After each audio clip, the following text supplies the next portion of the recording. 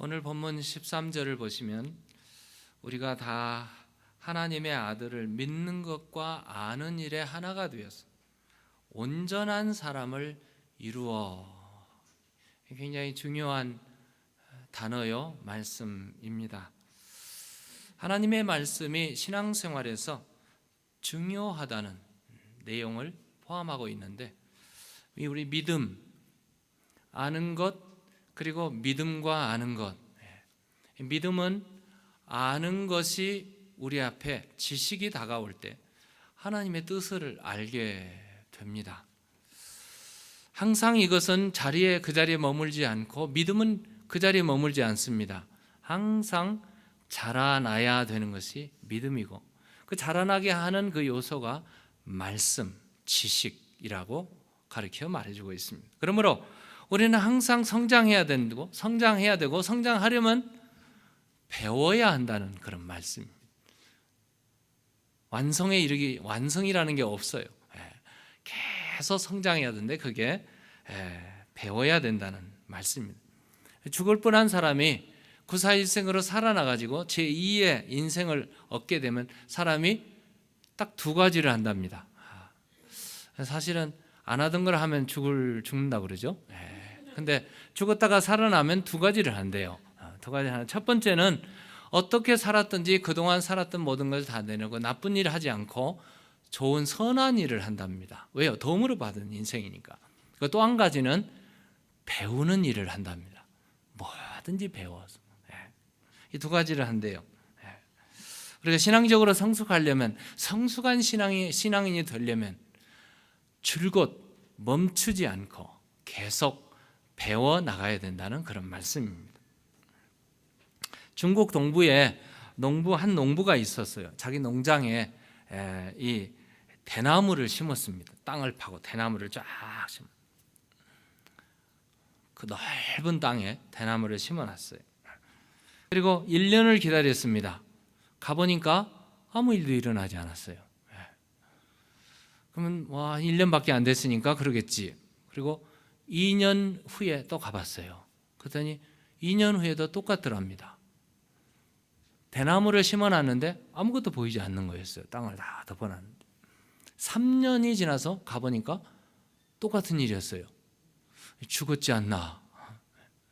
4년째 가서 봤는데도 똑같았답니다. 그런데 5년째에 딱 가보니까 거기서 파란 싹들이 나오기 시작했어요. 뿌리가 그냥 줄기 빡빡하게 자리를 잡아서 밑에 쫙 뻗어나갔고, 거기서 새싹이 쑥쑥쑥 나오기 시작하는데 어찌나 빨리 자라나, 하루에 그냥 눈에 보일 만큼 쑥쑥 자라나더래요. 마술인 줄 알았대요.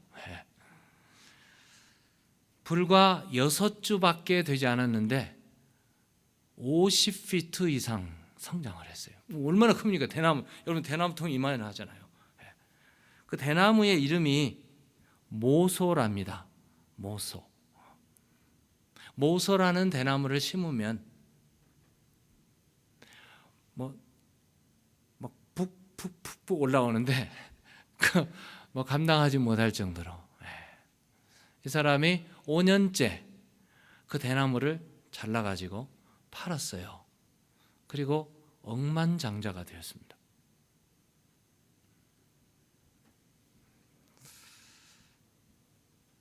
싹이 나기까지는 4년, 5년이 걸렸어요. 그런데 싹이 나니까 막 우후죽순이라고 그러죠. 쑥쑥쑥쑥 올라가더니 어마어마하게 키가 성장한 거였습니다. 그렇다면 5년이라는 기간은 뿌리 내리는 기간이었습니다. 아무 일도 일어나지 않은 것처럼 보였지만 뿌리 내리고 다 정착하고 내린 다음에는 어마어마한 일들이 일어났다는 말씀이에요. 우리 사람의 인격도 그와 같습니다. 사람이 그래요. 우리 사람은 조금 더 걸리죠? 사람은 조금 더 걸려요. 우리 사람이 성숙한 사람이 되려면 도대체 몇 년 걸리는 거예요? 도대체 몇 년을 걸려요? 요즘에는 애들이 애들이 아니에요. 태어나자마자부터 철이 든 아이들도 있더라고요. 잘 모르는 것 같은데. 그런데 오랜 세월이 지났는데도 스틸 아이가 있어요. 이런 분들이 있습니다. 근데 전체적으로 보면 우리 사람이 성숙한 사람이 되기까지는 뿌리 내리는 기간이 있어요. 잠정 기간이 있습니다. 우리 성경에서는 겉사람과 속사람이라고 그러죠. 밖으로 보이는 것은 겉사람이고 속사람이 자리를 잡고 성숙한 신앙이 되기까지는 기간이 있어요. 근데 대나무는 5년 걸리는데 사람은 참 더 많이 걸려요. 더 많이 걸립니다. 성숙한 신앙도 준비 기간이 있어야 된다는 말씀이에요. 준비 기간, 훈련 기간, 학교도 다니고 훈련도 받고 먹고 자고 싸고 뭐 이러면서 시행착오도 하고 이러면서 성장해 나가는데 나중에 성장하기까지는 아무것도 잘 보이지 않고 드러나지 않은 그런 부분들이라 이 말씀이에요. 그런데 일단 자리를 잡고 훈련이 끝나면은 그 사람이 어떤 사람인가? 참 성숙한 모습의 사람으로 변해 있는 것을 보게 됩니다. 우리 오늘 본문을 통해서 신앙의 성숙이라는 게 과연 어떤 것일까요? 성숙이라고 말을 하는데 성숙한 신앙이라는 게 어떤 것일까? 오늘 본문 13절을 한번 돌아와 보시고 우리 한번 읽어볼까요? 시작. 우리가 다 하나님의 아들을 믿는 것과 아는 일에 하나가 되어 온전한 사람을 이루어 그리스도의 장성한 분량이 충만한 데까지 이르리니. 먼저 예수님을 믿고 아는 일에 성장하려면 배움이 있고 훈련이 있다는 말씀이에요. 반드시 예수님의 장성한 분량에까지 이르려면, 그리고 예수님의 인격을 담고 배우고 익히고 알려면 훈련이 있어야 돼요. 배워야 된다는 말씀입니다. 그래서 온전한 사람을 이루게 된다는 말씀입니다. 조금 더 디프런하게 얘기를 한다면 나 중심의 삶. 우리 어린아이는 항상 자기 중심이에요. 누가 나에게 뭐 안 주나, 떡 안 주나, 밥 안 주나, 빵 안 주나, 이렇게 주는 것만 자기 중심의 삶을 살다가 성숙한 신앙이 되면 어떻게 돼요? 자꾸 퍼주는 신앙으로 되는데 자기 중심에서 하나님 중심으로 바뀐단 말이에요. 그러면 성숙한 신앙이란 뭔가? 오늘 여기 보시는 대로 예수님처럼 되는 거예요. 예수님과 일치하는 거죠. 예수님을 닮아가는 것이 성숙의 우리의 본이라는 그런 말씀입니다. 두 번째로 예수님을 닮은 것이 성숙이라면, 두 번째 일은 예수님을 닮아가려면, 성숙하려면 버려야 될 것이 있어요. 버려야 될 것이 뭔가? 14절입니다.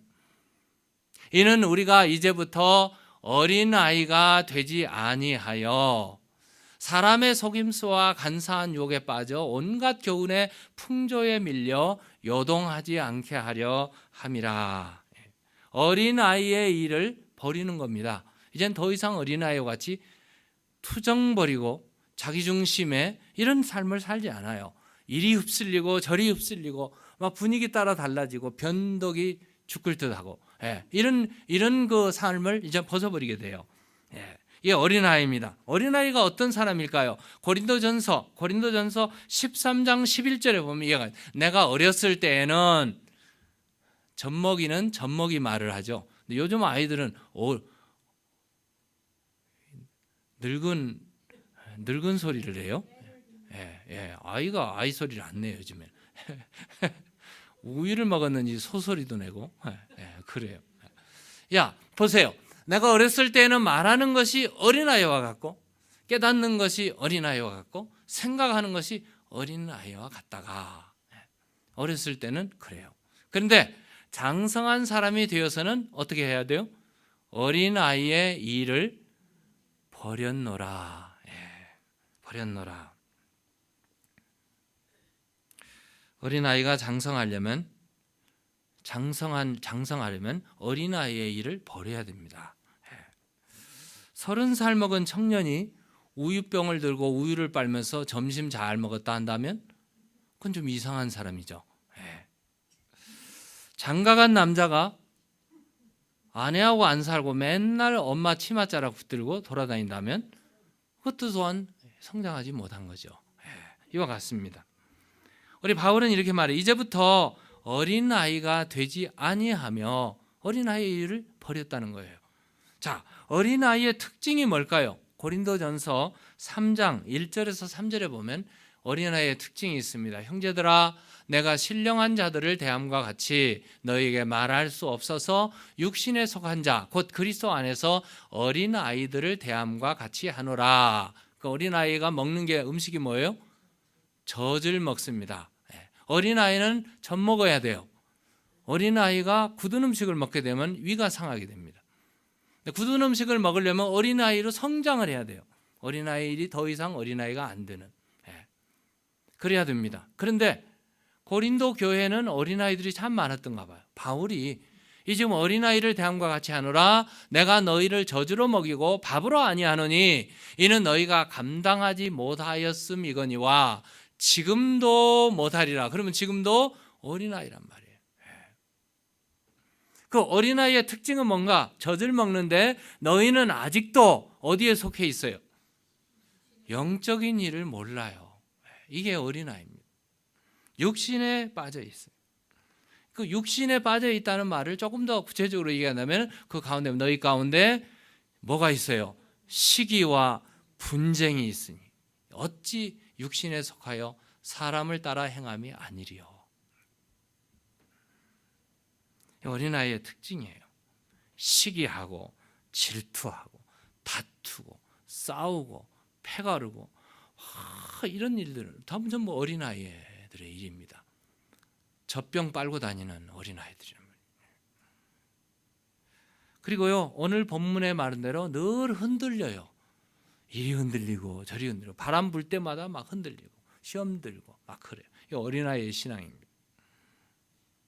어떤 어린아이는 레스토랑에 데려다 놓으면 떡볶이 먹고 싶어요 그래요. 어떤 아이는 빵집에 데려가면 햄버거 주세요 그래요. 어떤 아이는 피자집에 가면 짜장면 먹고 싶어요. 그게 전부 어린아이들의 독특한 면들이죠. 성숙하다는 말은 어린아이의 일을 버릴 뿐만 아니라 그의 말과 행실과 대인관계가 새로워지는 것입니다. 새로워지는 것. 구체적으로 언어가 달라지고 행동이 달라지고 사람과의 대하는 일들이 다 달라지게 돼요. 이게 어린아이의 일을 벗는 것입니다. 에베소서 4장 20절에 보면 이렇게 기록되어 있습니다. 오직 너희는 그리스도를 그같이 배우지 아니하였느니라. 그리스도가 얼마나 우리에게 많은 것을 가르쳐줘요. 그 다음에 보면 4장 22절 24절에 보면 너희는 유혹의 욕심을 따라 썩어져가는 구습을 따르는 옛사람을 벗어버리고, 이게 어린아이를 벗은 거예요. 옛사람을, 유혹의 욕심을 따라 살아가는 유혹, 이것들을 다 벗어버리는 거죠. 오직 너희의 심령에 새롭게 되어 하나님을 따라 의와 진리의 거룩함으로 지으심을 받은 새 사람을 입으라. 오늘 우리 성가대 찬양 정말 너무 멋진 찬양이죠. 이제는 주님과 함께 주님 손 들고 새 사람 되어서 새 생활 되어서 이제는 2018년도 한 해 동안 주님과 함께 주님 손 붙들고 새로운 길을 걸어가리라. 새 사람을 입으라. 지금 말씀해요. 어린아이의 일을 벗어버리는 거예요. 이 어린아이와 성숙한 모습이 이 야고보서에 보면은 두 가지로 딱 해석해 놨어요. 성숙한 자와 성숙하지 못한 자의 아주 특별한 차이입니다. 차이가 뭔가? 성숙한 사람은 그의 믿음과 행함이 일치가 돼요. 그런데 성숙하지 못한 사람은 믿음 따로 행동 따로 이렇게 노는 거예요. 여러분 점검해 보세요. 내가 정말 성숙했는가 하면 믿습니다 한 대로 행동하고 살아가는지, 아니면 교회에 와서 믿습니다, 믿습니다로 부족하니까 미샤오니 뭐 이렇게 얘기하더라고요. 그렇게 하고 집에 가면 그 말은 온데간데 없고 내 마음대로 내 고집대로 내 생각대로 살아. 이거는 유치한 어린아이의 신앙이란 말씀이에요. 야고보는 이렇게 말해요. 이런 믿음을 가진 자는 너희의 믿음 있다고 하지만 행함이 없는 믿음은 죽은 것이라. 죽은 사람이라고 말하고 있습니다. 자, 그러면 성숙의 목표는 어딜까요? 우리의 성숙을 향한 성숙의 최고의 목표가 있어야 되죠. 목표는 어딜까요? 오늘 15절 보실까요? 15절 보면 한번 읽겠습니다. 시작. 오직 사랑 안에서 참된 것을 하여 범사에 그에게까지 자랄지라. 그는 머리니 곧 그리스도라. 우리의 성숙의 목표가 누구예요? 그리스도입니다. 주님이시라는 말씀입니다. 그리스도인이란 말이 사도행전에 처음으로 나오는데 크리스찬이라는 이름은 그리스도와 함께하는 사람, 다시 말하면 그리스도와 같은 사람이라는 그런 뜻이에요. 그리스도와 같은 사람. 우리의 성장의 목표는 예수님이고 예수님처럼 살아가는 겁니다. 이게 성장의 목표예요. 성경에 보거나 역사적으로 보면 예수님을 제일 많이 닮은 사람이 누굴까요?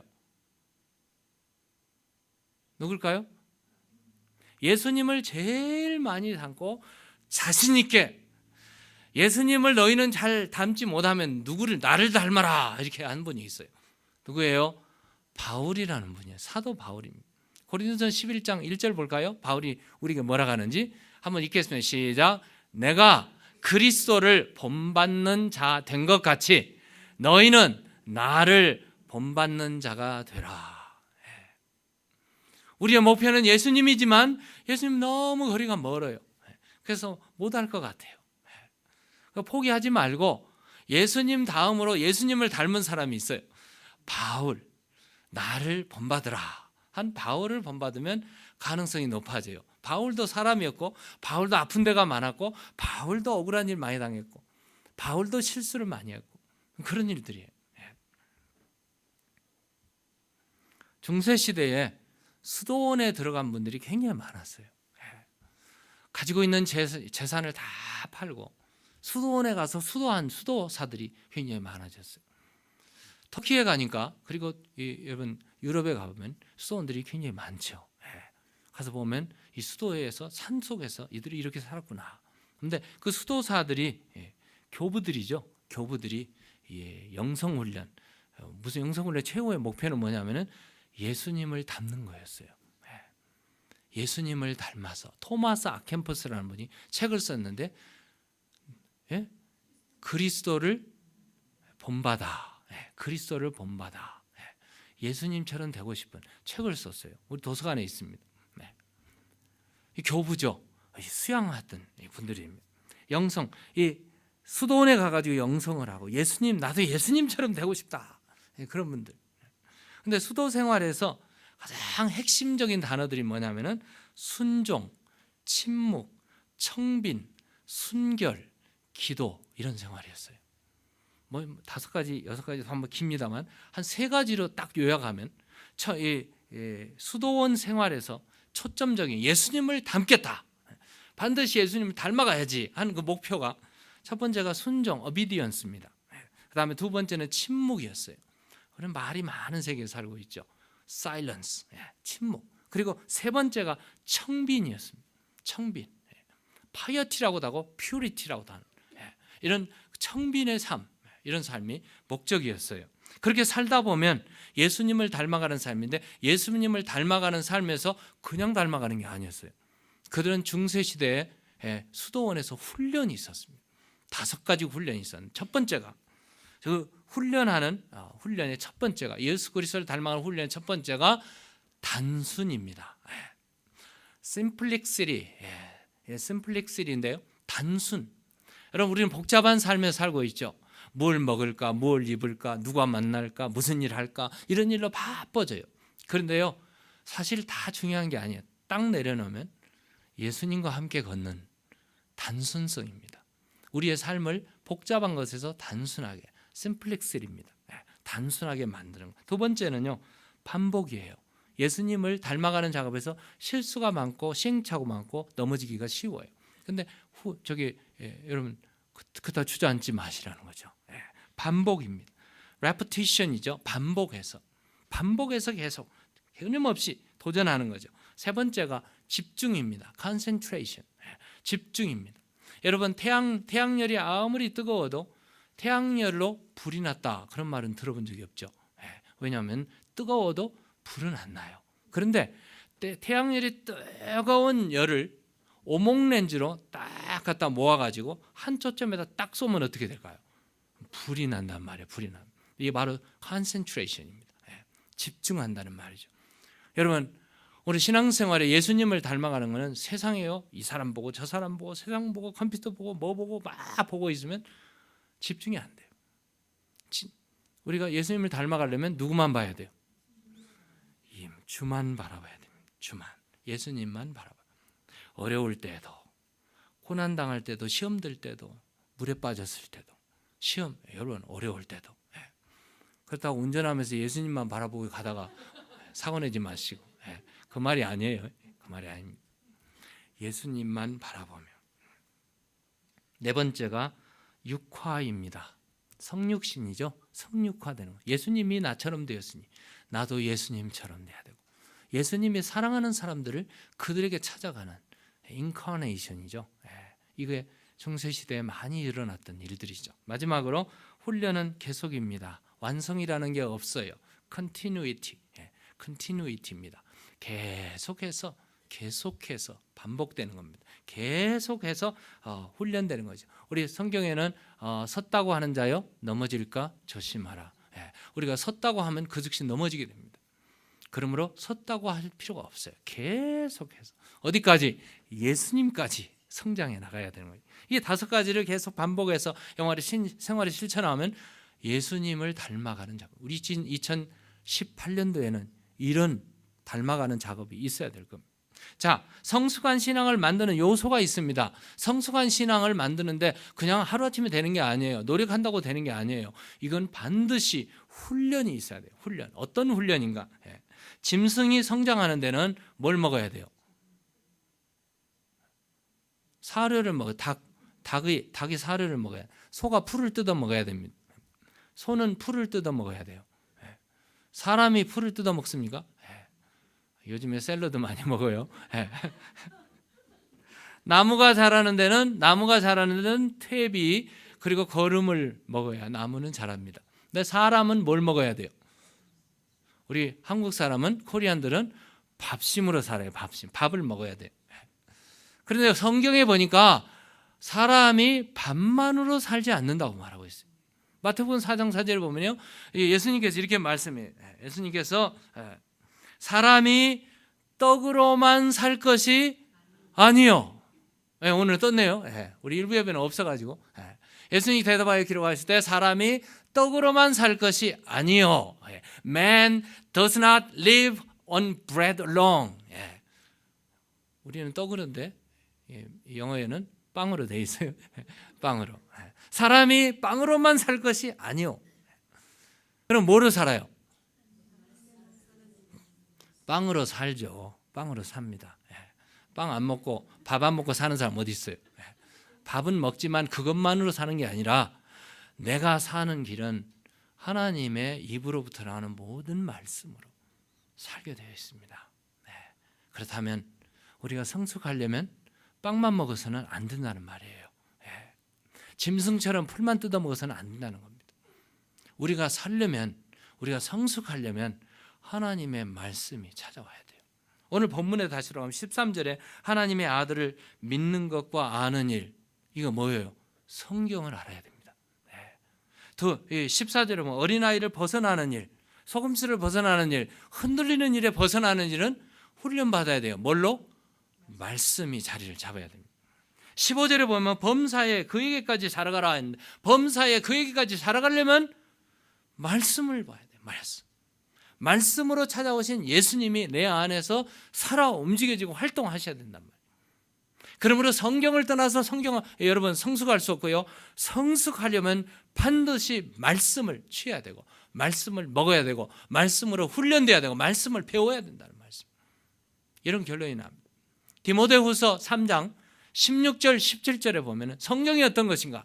우리 한번 다 같이 읽겠습니다. 시작. 모든 성경은 하나님의 감동으로 된 것으로 교훈과 책망과 바르게 함과 의로 교육하기에 유익하니 이는 하나님의 사람으로 온전하게 하며 모든 선한 일을 행할 능력을 갖추게 하려 함이라.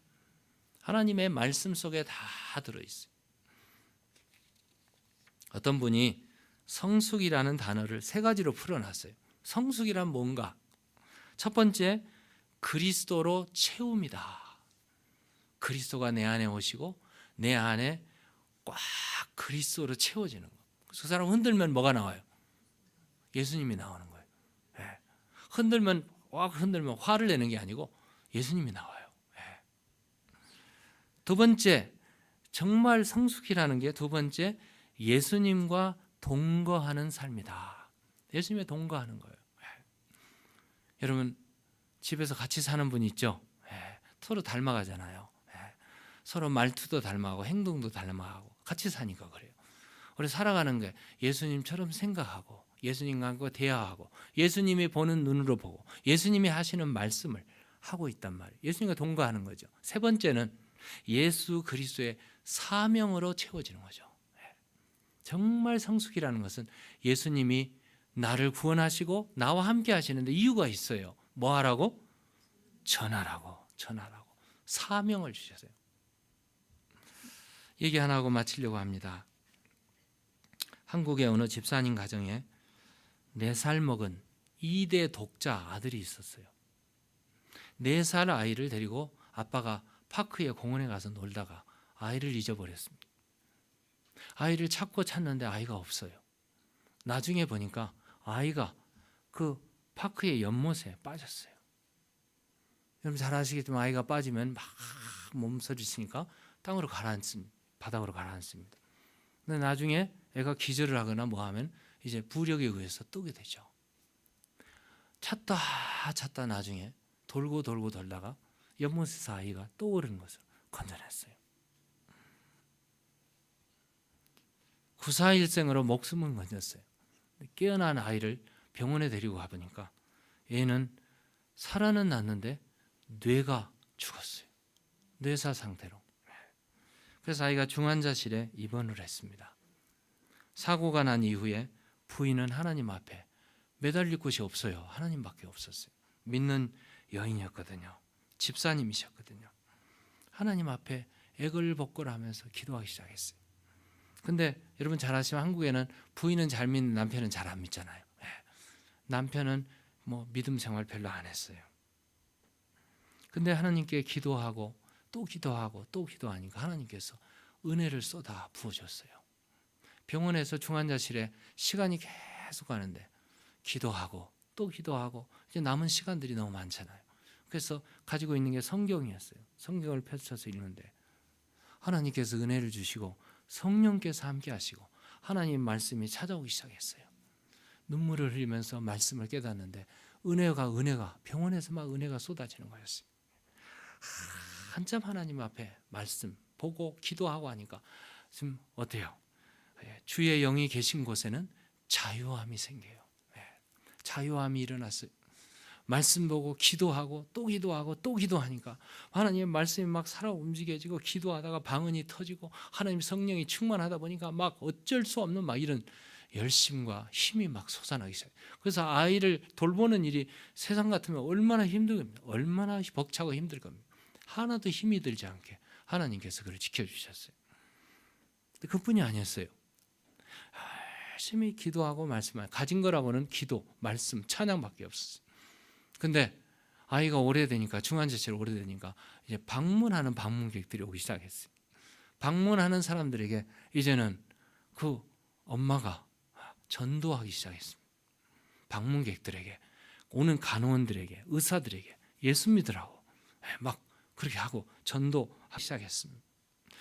졸지에 아들 때문에 말씀 전하는 전도사가 된 겁니다. 그래가지고 너무나 기쁘고 감격에 차서 이제 교회 다니던 목사님에게 편지를 썼는데 편지가 이렇습니다. 오랜 세월이 지난 후에 목사님에게 편지를 썼어요. 아들의 상태는 지금도 변화되지 않았지만 이 상태로 감사하게 되었습니다. 누워있는 상태에도 하나님의 복음을 전할 수 있게 되었습니다. 목사님, 내 아들이 12년을 누워있지만 하나님의 은혜로 견딜 수 있었으며 아들을 통해 불신자들을 전도하게 해주셨습니다. 아무리 힘든 어려운 일을 만났던 가정이라 할지라도 제가 당한 일을 이야기하면 그들은 할 말을 잃고 그런 힘을 주신 하나님이라면 자기도 믿어보겠다고 하니 참으로 감사합니다. 주님께서 제 마음에 평안을 주셨고 자유함을 주셨고 기쁨과 감사하는 마음을 주셨습니다. 할렐루야. 얼마나 귀한 신앙 고백입니까? 그런데 이 가정에 이 고백이 아니라 또 한 가지가 더 있었어요. 이 가정에 초등학교 2학년 되는 딸아이가 있었는데 딸아이가 지금 12년 동안 지내오면서 시를 썼대요. 시를 썼는데 이 시가 그 자기 학교 다니는 학교 개교 기념일 100일장에서 1등으로 당첨이 됐어요. 근데 그 제목이 이거입니다. 오빠가 병이 난 지 12년이 지났잖아요. 이런 시였어요. 시를 제가 읽어드리겠습니다. 12년이 지났다. 지금까지 기도를 해왔는데 소용이 없었다. 하지만 우리는 하나님을 버리지 않고 열심히 기도한다. 왜냐하면 하나님께서 우리에게 시간을 주시는 것일지도 모르기 때문이다. 우리 오빠를 보면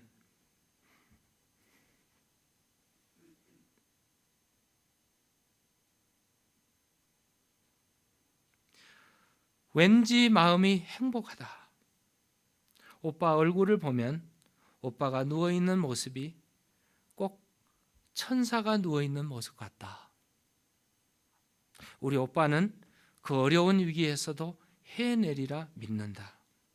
우리 오빠가 빨리 나았으면 좋겠다. 이런 시였어요. 여러분, 세상에 이런 어려움을 당한 사람이 어디 있겠어요?